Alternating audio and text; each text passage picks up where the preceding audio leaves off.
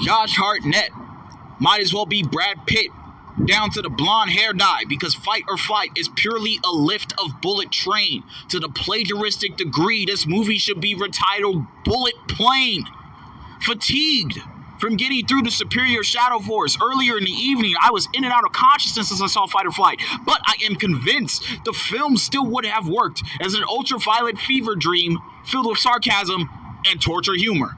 Editor's note, I did re-see the film twice, and my suppositions have been founded. The soul of this film that shifts it from being a pure Bullet Train ripoff is the supporting cast.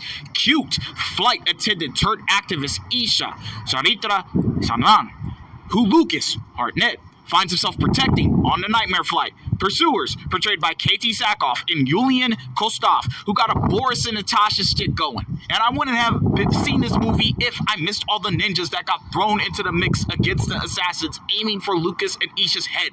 Ultraviolet sequences are fatiguing to view. And with the film being so reliant on them, I found myself only fully coherent for the scenes filled with dialogue that were carried by Chandran. Director James Madigan got lucky with her. I blame it on Chandran. Should I ever see Fight or Flight again and use her as the sole reason, I'd recommend this picture in the same breath.